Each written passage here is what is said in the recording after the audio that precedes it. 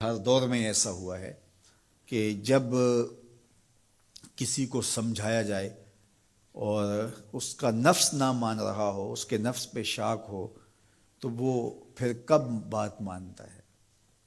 جب میرے حضور نے لوگوں کو سمجھایا کہ تم غلط راہوں پہ ہو تو وہ ماننے کے لیے تیار تھے، لیکن کیا یہ کہہ کے راستہ فرار کا اختیار کیا گیا کہ یہ دور نہیں رہا کہنے کا ٹھیک ہے اپنی مرضی جائیں جہنم میں؟ کہا نہیں، تم مانو نہ مانو میں تمہاری دہلیز تک پہنچ کے اللہ کا پیغام پہنچاؤں گا۔ تو کیا آج اگر کوئی بچہ ہمارے پہ ناراض ہو جاتا ہے سختی کرنے کی وجہ سے، تو اس کی ناراضگی کے ڈر کی وجہ سے اس کو ہم نہیں کہیں گے؟ تو ایسا نہیں ہوتا۔ وقتی طور پہ اگر اس کو سمجھ نہیں بھی آ رہی، لیکن ایک وقت آئے گا وہ سمجھے گا کہ میرا خیر خواہ یہ تھا۔ وہ استاد، وہ مربی ہمارے جنہوں نے سختی کی ہمارے اوپر، اور پھر آج ہم کسی منزل پہ اگر پہنچے تو ہم ان کے شکر گزار ہوتے ہیں کہ نہیں ہوتے؟ کہ فلاں استاد فلاں زمانے میں بڑی سختی کی، لیکن ہم پڑھے ہی اس کی وجہ سے ہیں۔ تو ماں باپ سختی کرتا ہے، بچپنے کی عمر، لڑکپن کا زمانہ، تو اولاد کو بعض کا ماں باپ کی باتیں جو ہیں وہ اچھی نہیں بھی لگتی، لیکن ماں باپ کا ایک حیا ادب ہوتا ہے تو قبول تو ان کو کرنا ہی پڑتا ہے۔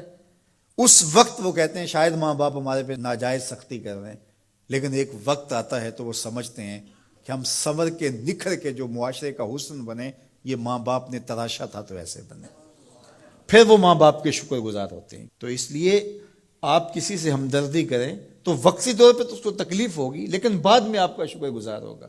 علامہ رومی نے اس پر ایک بڑی خوبصورت مثال دی۔ کہتے ہیں ایک شخص درخت کے نیچے لیٹا ہوا تھا اور خراٹے لے رہا تھا۔ ایک چھوٹا سا سانپ آیا اور اس کے منہ کے اندر گھس گیا، اور ایک شخص گزر رہا تھا، اس نے دیکھ لیا۔ وہ بڑا پریشان ہوا کہ اگر میں نے اس کو بیدار کر کے کہا کہ تیرے اندر سانپ گھس گیا ہے تو یہ خوف سے مر جائے گا، اب کیا کروں؟ تو اس نے ایک چھڑی سے اس کو زور سے مارا، وہ ہڑبڑا کے اٹھا۔ کیا ہوا؟ اس نے ایک اور چھوڑی، اس نے بھاگنا شروع کر دی، وہ بھی اس کے پیچھے بھاگنے لگا۔ اس کی رفتار کم ہونے لگتی تو ایک اور مارتا۔ کیا خدایا کیا مصیبت ہے، میں نے اس کو کیا کہا؟ میں تو آرام سے سویا ہوا تھا درخت کے نیچے، لیکن وہ ایک دم گھبراہٹ کا شکار آگے بھاگتا چلا جاتا ہے۔ آگے کوئی باغ آ گیا تو اس میں فروٹ لٹک رہا تھا، تو کہا کہ کھاؤ۔ عجیب آدمی ہے، مارتا ہے اور کہتا ہے کھاؤ۔ اس نے کھایا، کہا اور کھاؤ۔ اس نے کہا بابا بس میری بس ہو گئی، کہا نہیں اور کھاؤ۔ اس نے اور کھایا۔ ساتھ جو ہے وہ پانی کا کنواں تھا، کہا یہاں سے پانی پیو۔ اس نے تھوڑا سا پانی پیا، اس نے زور سے ڈنڈا مارا، اور پیو۔ اس نے اور پی لیا۔ رومی کہتے ہیں کہ وہ بندہ بڑا حیران کہ عجیب میرا دشمن ہے، کبھی مارتا ہے، کبھی پھل کھلاتا ہے، کبھی پانی پلاتا ہے۔ اس نے کہا میرے سے اور نہیں پیا جاتا۔ اس نے کہا پیتا ہے کہ نہیں، ایک اور چھوڑی۔ تو اس نے اور پانی پی لیا، کہا چلو دوڑو۔ جب بندے نے کچھ کھایا ہو تازہ تازہ اور دوڑے تو پھر جو حالت ہوتی ہے وہ آپ سے مخفی نہیں ہے۔ تو پھر دوڑنے لگا، تو آگے جب گیا تو کوئی ٹھوکر لگ گئی۔ پانی پیا تھا بھرپور اور فروٹ کھایا تھا، اور پہلے بھی دوڑ بھاگ کے آیا تھا، اب بھی دوڑنا شروع کر دیا، اور پیچھے سے جو ہے وہ ہاتھ میں ڈنڈا پکڑا، اور وہ رحم کاری نہیں رہا۔ تھوڑا سا ڈھیلا ہونے لگتا ہے تو زور سے مارتا ہے۔ دوڑتے ہو کہ نہیں دوڑتے؟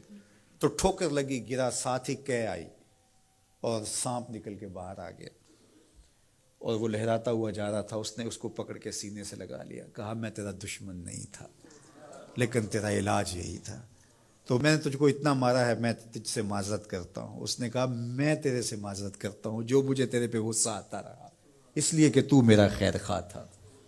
جب حقیقت سامنے آتی ہے تو پھر پتہ چلتا ہے کہ کون کسی کا خیر خواہ ہے اور کون کسی کا دشمن ہے۔ اس لیے خیر خواہی کے جذبے کے ساتھ، الدین والنصیحہ، دین ہے ہی خیر خواہی۔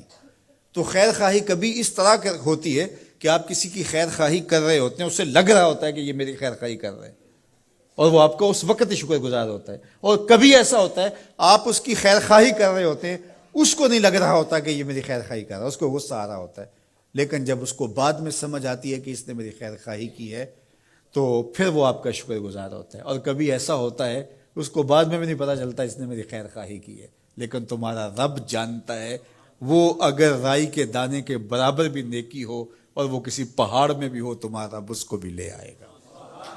اس لیے لوگوں کے ساتھ حسن سلوک کرو اور نیکی کا حکم دو، لوگوں کی بہتری کا سوچو، تو اس سے تمہارا رب تم سے راضی ہوگا۔